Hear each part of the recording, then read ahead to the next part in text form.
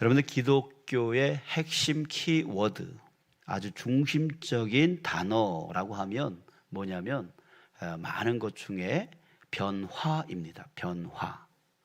기독교 역사는 그리스도이신 예수님을 믿고 변화된 사람들의 역사입니다. 그 중에 대표적인 사람이 바로 오늘 보게 되어지는 바울이죠. 그의 변화를 가져온 것은 부활하신 예수님과의 직접적이고 개인적인 만남입니다. 변화의 요인은 바로 직접적이고 개인적인 만남. 그 만남은 바울이 지금까지 믿고 있었던 신학, 또 그리고 율법 중심적인 삶을 완전히 뒤집어 놔버렸어요. 왜 그럴까요?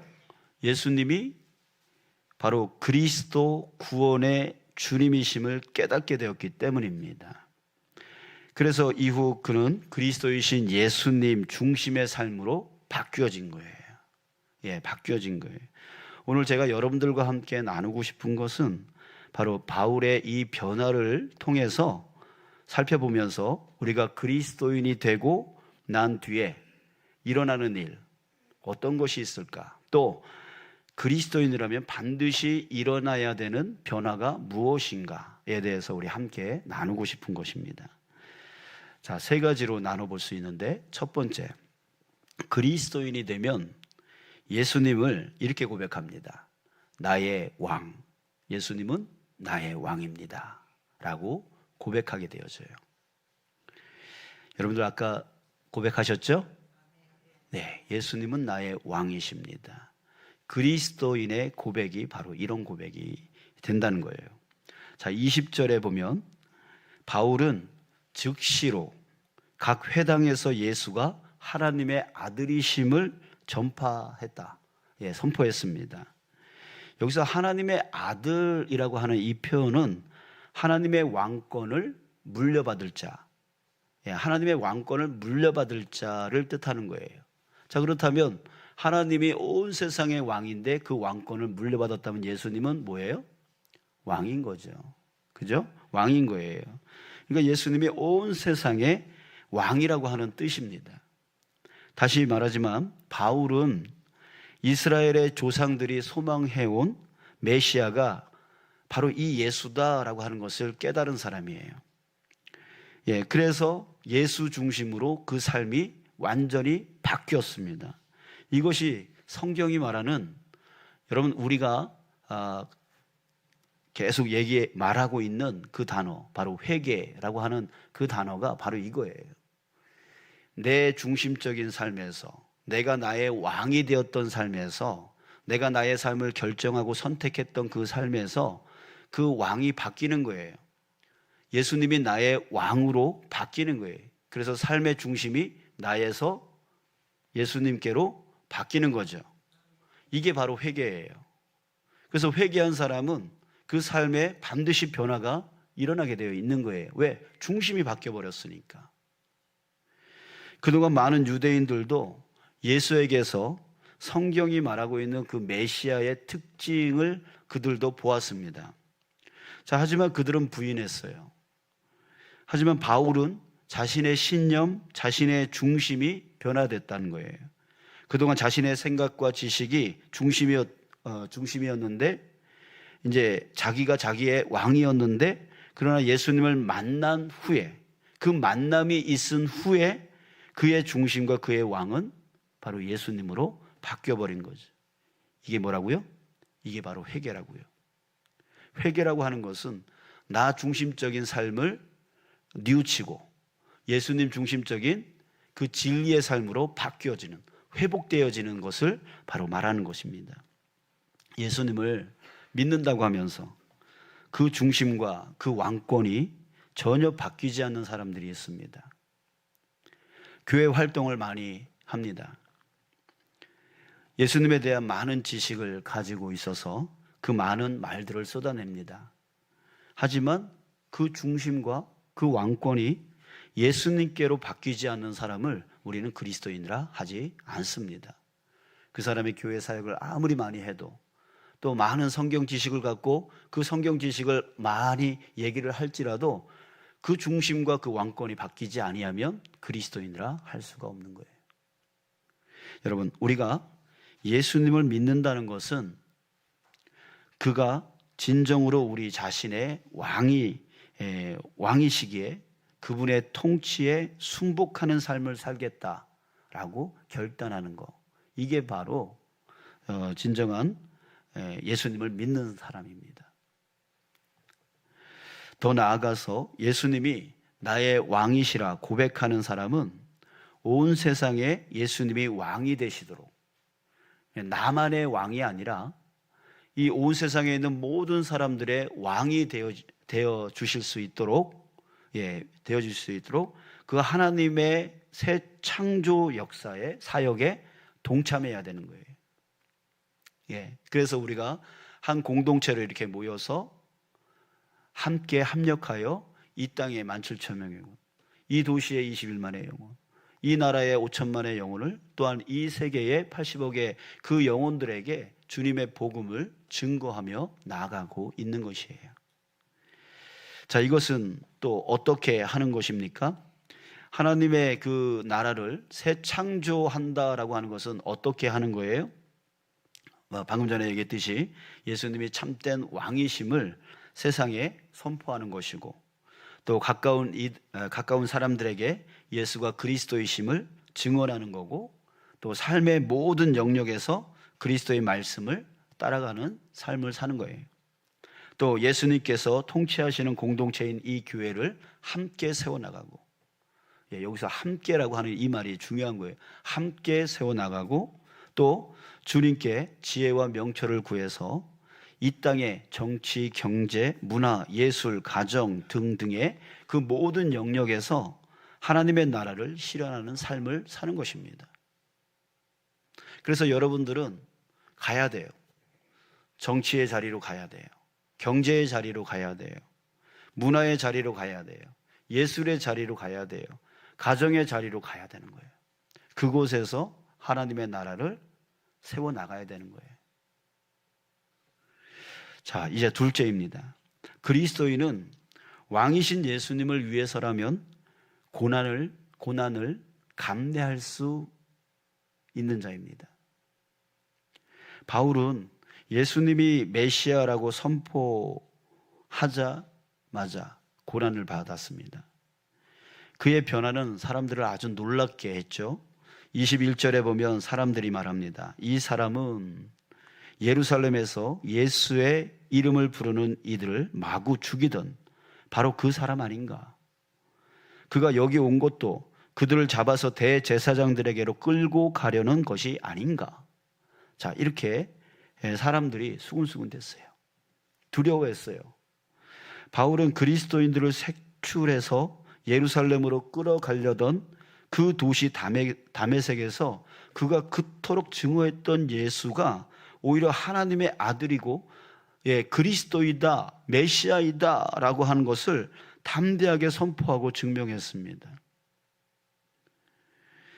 바울의 이 복음 전도가 유대 사회에 막강한 영향력을 미치자 유대 사람들은 사울을 죽이기로 모의합니다. 24절을 보세요. 그들이 그를 죽이려고 밤낮으로 성문까지 지키거늘. 그 다메섹 안에 그 성문까지 지키면서 이 바울을 반드시 죽여야 된다라고 하면서 그렇게 사람들이 아주 난리가 났던 거예요. 바울은 어두운 밤에 광주리에 담겨서 성 바깥으로 탈출을 합니다. 이제 바울은 쫓기는 삶을 살게 됩니다. 얼마 전까지만 해도 하나님을 위해서라면 저 그리스도의 추종자들, 예수의 추종자들을 잡아다가 감옥에 가두기도 하고 죽이는 것을 합당히 여겼던 그 사람이 오히려 자기가 죽임을 당할 위험 속에 지금 빠지고 있는 거예요. 누구 때문에? 예수 때문에. 예수님 때문에. 자, 바울은 왜 이렇게 된 거예요? 바울은 왜 이렇게 됐죠? 바로 예수님의 가치를 깨달았기 때문입니다. 예수님이 누구인가를 깨달았기 때문에 그래요. 그분을 위해서라면 자신의 목숨까지 아끼지 않을 정도로 예수님의 그 가치가 얼마 정도인가를 깨달은 사람이에요. 그렇기 때문에 자신의 목숨까지도 드렸던 거예요. 자, 그리스도인은 바로 예수님의 그 가치를 깨달은 사람들입니다. 그래서 그 예수님이라면 나의 생명까지도 아끼지 아니하며 헌신을 다짐하며 나가는 자가 바로 그리스도인인 거죠. 자, 세 번째입니다. 그리스도인은 왕의 백성들과 함께 싸우게 됩니다. 왕의 백성들과 함께 싸운다. 자, 본문에 나오는 바울은 초신자였죠. 이제 막 예수님을 만나서 이제 예수님을 증거하기 시작했던 초신자였습니다. 이제 막 예수님을 믿게 된 사람이에요. 자, 그런 바울이 더 큰 사역자가 될 수 있었던 것은 그의 곁에 위험을 무릅쓰고 그와 함께 그를 도왔던 사람들이 있었기 때문입니다. 바울은 혼자서 이 일을 한 사람이 아니에요. 바울 혼자 할 수도 없어요. 그 곁에 최초로 아나니아라고 하는 사람이 있었어요. 이 바울이 충격을 받고 예수님을 만나서 충격받고 눈이 어두워서 사흘 동안 아무것도 보지 못하고 있었을 때 아나니아라는 사람이 와서 그에게 깨닫게 하고 세례까지 베풀어줬던 사람이 바로 아나니아였어요. 그로 하여금 다시금 바뀌어진 삶을 살 수 있도록 인도해줬던 사람이 아나니아죠. 자, 그리고 나서 또 바나바라고 하는 사람이 있었어요. 자, 이들은 그래서 어떤 그리스도인이든 혼자서는 하나님의 나라를 세워갈 수 없습니다. 바울이 그랬던 거예요. 바울이 초대교회 때 이방인들에게까지 복음을 전하는 큰 일을 했어요. 자, 그러면 그렇다고 해서 그가 혼자 바울이 이방 민족까지 다 전파했어. 복음을 전파했어. 참 훌륭한 사람이야. 우리는 그게 바울을 얘기하지만 여러분, 바울은 혼자 그 일을 한 것이 아니에요. 그에게 항상 동역자들이 있었어요. 목숨을 바쳐서 옆에서 도와줬던 그 사람들이 있었단 말이에요. 바울은 다메섹을 탈출한 뒤에 예루살렘으로 갑니다. 그곳에 있는 예수님의 제자들과 만나서 우정을 나누고 싶었어요. 먼저 믿은 그들에게서 예수님이 어떤 분이신지 물어보기도 하고 싶고, 또 어떻게 믿고 있는지, 어떻게 할 건지 이런 계획들에 대해서 함께 나누고 싶었을 거예요. 또 당연히 사죄도 하고 싶었겠죠. 왜? 이전에 누구예요? 스데반이 죽을 때에 그 옆에서 합당히 여겼던 사람이었고 같이 돌 던졌던 사람이었기 때문에, 또 많은 예수 믿는 사람들을 잡아다가 감옥에 가두기도 하고 했던 자신의 그 죄에 대해서 그 제자들에게 사죄를 하고 싶은 그런 마음도 있었을 거예요. 자, 그러나 그의 변화가 너무 갑작스럽게 이루어진 터라 지금 다른 사람들이요, 이 사람을 신뢰하지를 않았어요. 저 사람 저러다가 또 우리한테 와가지고 우리를 잡아다가 그렇게 하려고 하는 거 아니야? 여전히 두려움 가운데 있었습니다. 그래서 다들 피했어요. 만나려 하지를 않았어요. 바울은 진심으로 자기가 변한 것을 그들에게 알리고 싶고 사죄도 하고 싶고, 그래서 만나서 교제 나누고 싶고 앞으로의 계획에 대해서 함께 나누고 싶었는데 사람들은 그를 만나고 싶지 않았어요. 두려웠어요. 자, 그런데요, 이때에 바울을 도와준 사람이 누구예요? 바로 바나바였어요. 바나바였어요. 바나바도 두려움이 없었을까요? 있었겠죠. 자, 그러나 그는 조용하고 아주 용감한 사람이었습니다. 바나바는 믿는 사람들에게 믿는 사람들이 다 두려워서 피하는 이 대상인 이 바울에게 다가섭니다. 맞아들여요. 그리고 그와 함께 교제를 나눕니다. 그래서 자초지정을 다 들어줍니다. 그리고 나서 이 바울을 데리고 제자들에게 갑니다. 그래서 그들과 교제 나눌 수 있도록 문을 열어주는 역할을 한 거예요. 만약 바나바가 바울에게 없었다면 여러분, 바울은 어떻게 했을까요? 실망하고 실족했을 수도 있습니다. 근데 바나바라고 하는 그 사람이 있어서, 그 사람이 용기를 내어서 바나바를 만나고 그의 이야기를 들어주고 그를 이 제자들에게, 믿는 사람들에게 소개해 줬기 때문에 이제 함께 교제하는 한 공동체가 되어질 수 있었던 거예요. 자, 여러분, 새신자가 교회에 오면 새신자가 무척 낯설어 하죠. 그죠? 근데 새신자만 낯설어 하는 게 아니에요.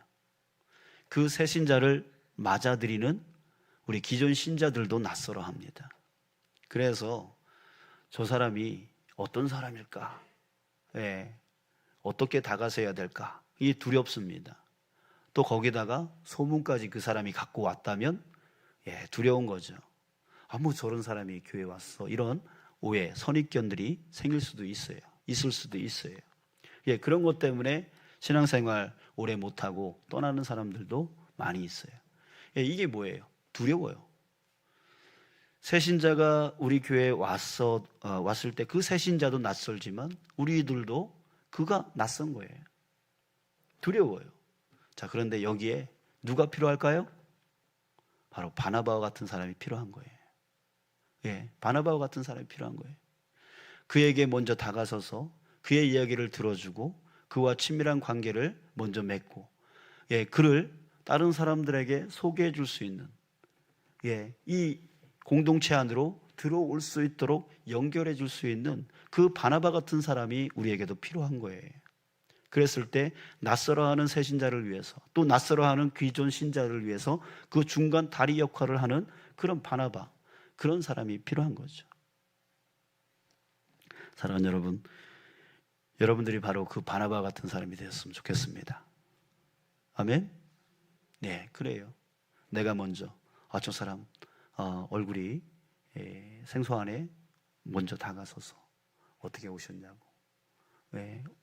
하면서 교제 나눠주고. 제가 예전에 목회 컨설팅이라고 하는 교육을 받은 적이 있습니다.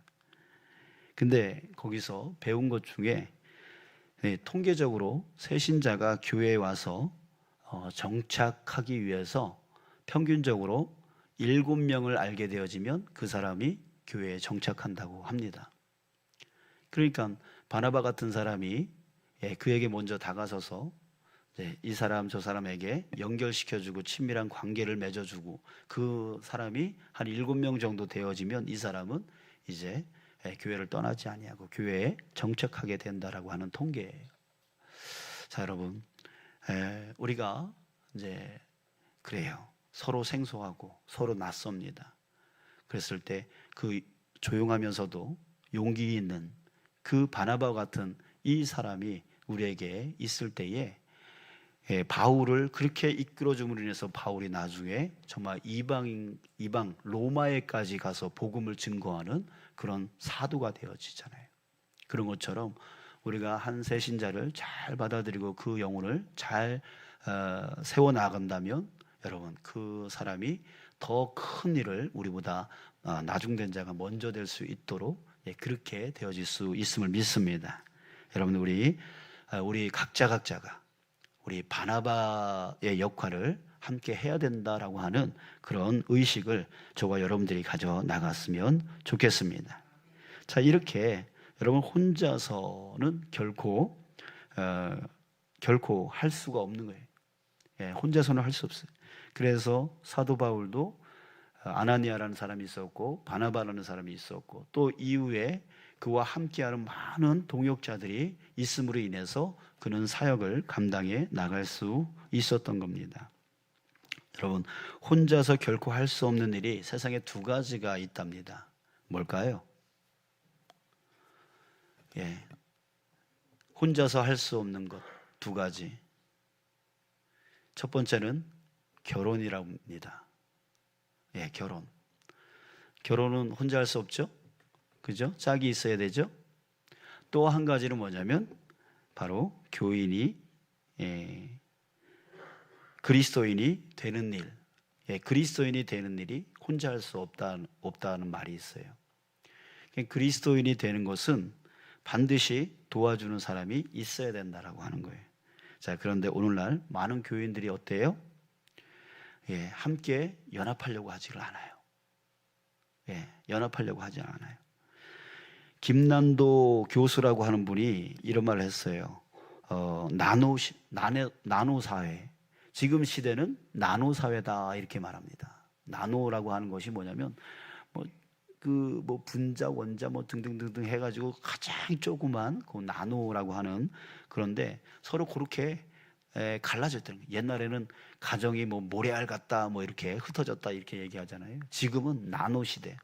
아주 작은 단위에 조그맣게 다 분리되어 있다. 그래서 이 말은 지금 시대가 초개인주의 시대이다라고 말을 합니다. 근데 그 영향이 바로 교회 안에도 영향을 끼치고 있는 거예요. 그래서 서로 도와주려 하지도 않고 도움 받으려 하지도 않고 혼자 하려고 하고 또 그러다가 지쳐서 그렇게 있는 거예요. 그래서 혼자 유튜브로 자기가 선호하는 목사의 설교를 듣고 또 좋아하는 찬양팀의 찬양을 그 유튜브로 보고 또 혼자 기도하고 또 혼자 헌금 보내고 싶은 교회 보내고 싶은 그 선교사 혼자 그냥 그렇게 헌금을 하고 공동체의 교제와 예배를 그런 식으로 대체를 해나가는 사람들이 많습니다. 자, 그러나 여러분, 그리스도인은 절대 혼자서는 그리스도인으로 생존할 수 없습니다. 하나님 나라를 위한 삶을 살아갈 수도 없고요, 세상에 하나님 나라를 보여주는 공동체를 세울 수도 없습니다. 31절 우리 함께 읽겠습니다. 31절. 31절. 자, 읽을게요. 시작. 그리하여 온 유대와 갈릴리와 사마리아 교회가 평안하여 든든히 서가고 주를 경외함과 성령의 위로로 진행하여 수가 더 많아지니라. 아멘. 자, 교회가 평안하고 든든히 성장하였다라고 말을 하고 있어요. 자, 그러나 그냥 된 게 아니죠. 그 뒤편에는 무엇이 있었습니까? 이렇게 평안하고 든든하게 교회가 세워지기 위해서 그 뒤편에서는 광주리에 담겨서 탈출하는 바울과 또 그를 구출하기 위해서 위험을 무릅쓰고 그와 함께 그 도와주었던 믿음의 전우들이 있었습니다. 이들이 서로 합력하여 나아갔기 때문에 그 교회가 평안하고 든든히 세워져 나가고 또 많은 수가 교회로 들어오는 그 은혜, 부흥이 일어날 수 있었던 거예요. 자, 여러분, 예수님은 우리의 왕이십니다. 아멘? 예수님은 우리의 왕이에요. 그 왕이신 예수님을 위해서 우리는 어떻게 해야 됩니까? 함께 합력하여 나가야 되는 거예요. 함께 합력하여 나가는 거예요. 우리 각자가 다 예수님을 왕으로 만나야 됩니다. 왕으로 영접해야 됩니다. 그리고 그 예수님을 왕으로 섬기는 우리 각자가 서로 연합해야 됩니다. 그럴 때에 하나님께서 우리에게 맡겨주신 이 하나님의 나라를 우리는 이루어 나갈 수 있게 되어지는 거예요. 세상의 그 흐름에 우리가 쓸려가면 안 돼요. 여러분들 죽은 물고기와 산 물고기의 차이점을 아시죠? 그죠? 죽은 물고기는 냇물이 흘러가는 방향으로 그냥 떠내려갑니다. 이건 뭘 얘기하는 거예요? 세상의 그 흐름대로 그냥 쓸려가는, 세상이 초개인주의적인 사회가 되어질 때에 교회도 똑같이 초개인주의적인 사회로 쓸려가면 교회는 죽은 교회입니다. 성도는 죽은 성도예요. 그러나 세상이 초개인주의적인 그런 사회로 흘러갈 때에 우리는 성경의 말씀에 서로 연합하여 하나님의 나라를 함께 세워 나가야 된다라고 말씀하고 있으니까 이 말씀에 따라서 세상의 흐름에 거슬러서 올라가야 되는 거예요. 이게 바로 살아있는 교회예요. 살아있는 성도인 거예요. 자, 여러분, 이제 우리 세상의 흐름을 쫓아가는 우리가 아니라 성경의 말씀을 쫓아가는 저와 여러분들 되시길 축복합니다. 그러기 위해서 여러분, 그리스도인이 된다는 것은 무엇이 따른다고요? 고난이 따른다고요. 예, 고난이 따른다고요. 물의 흐름에 역방향으로 올라가려 할 때에 얼마나 고단하겠습니까?